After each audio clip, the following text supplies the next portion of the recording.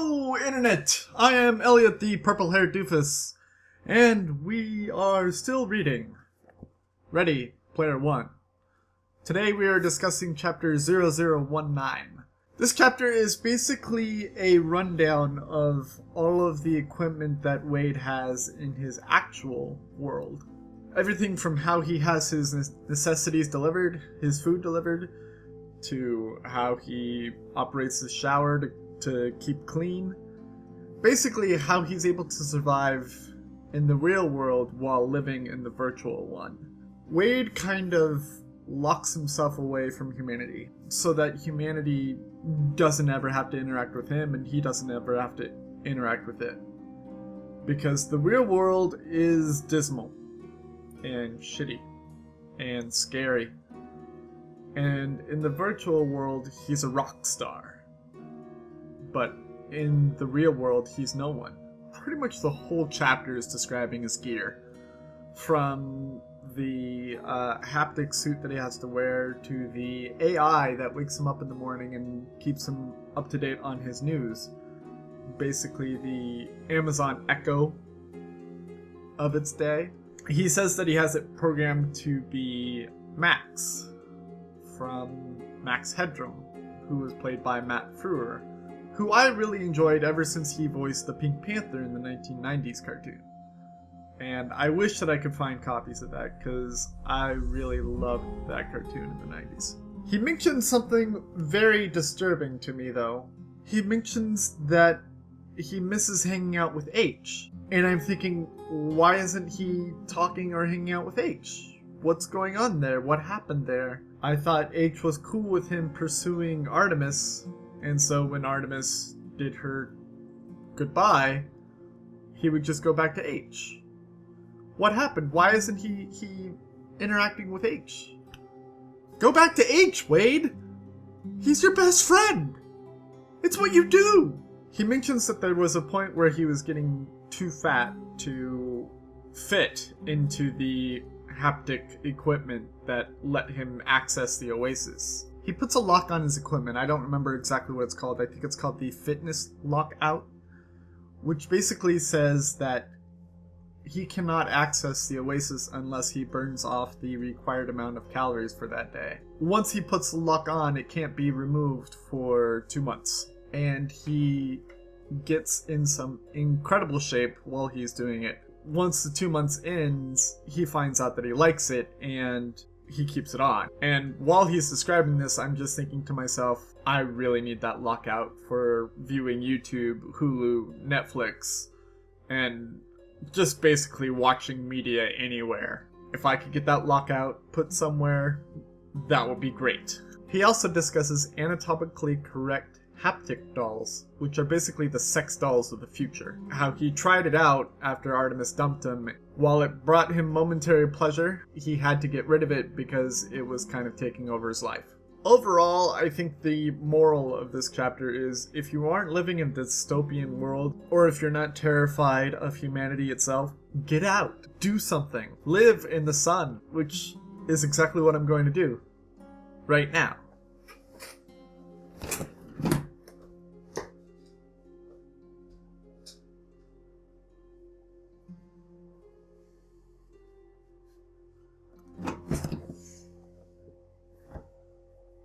I just walked into my closet.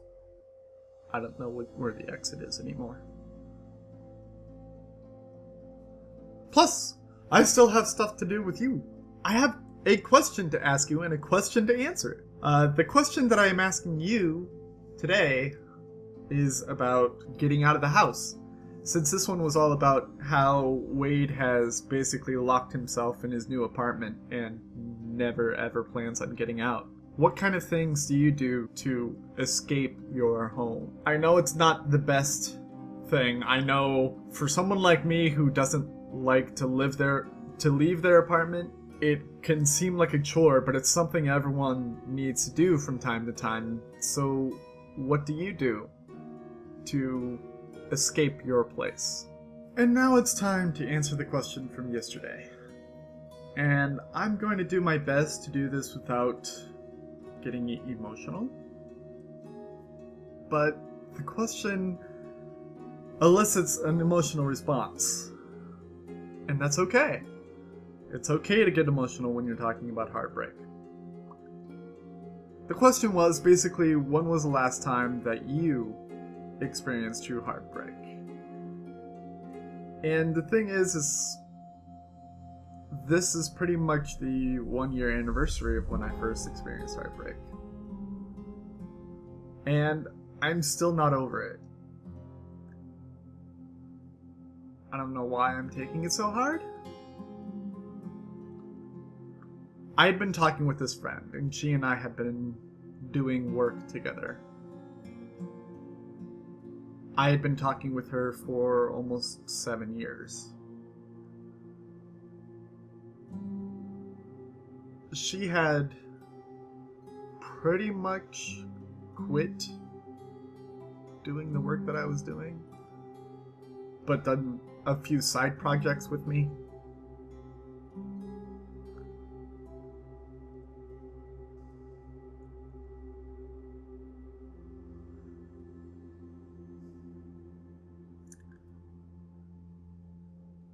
We were emailing back and forth. I had pretty much gotten to the point where Wade was at, where he was emailing Artemis every day and talking to her every day. And that's pretty much where I was with this woman.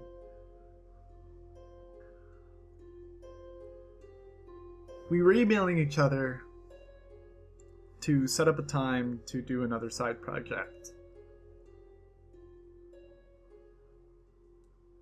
She stopped.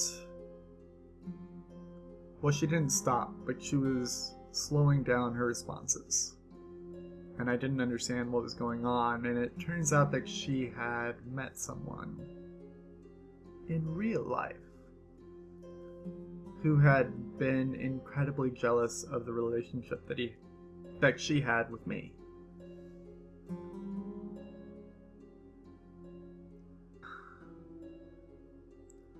Rather than stick up for the friendship that we had,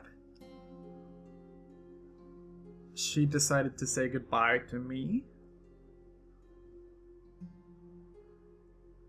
And it hit really hard because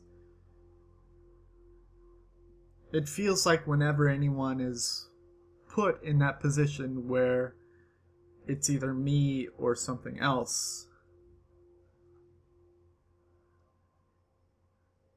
people tend to choose the something else.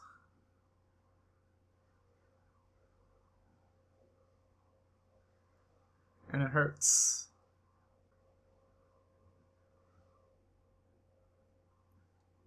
That sucks.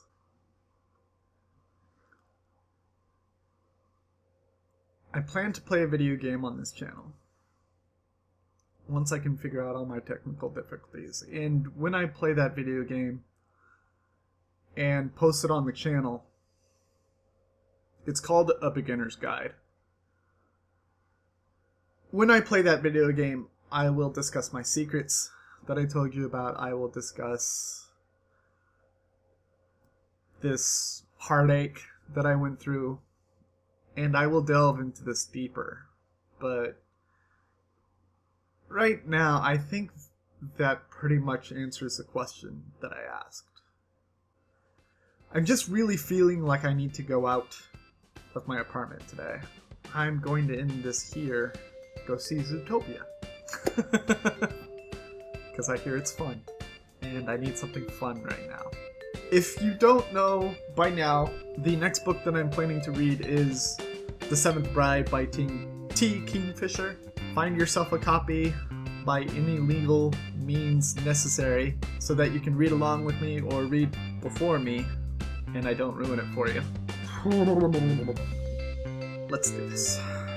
I have been the purple-haired doofus, reminding you to watch your pajama radius, and I will see you all in the next chapter of Ready Player One. Toodles!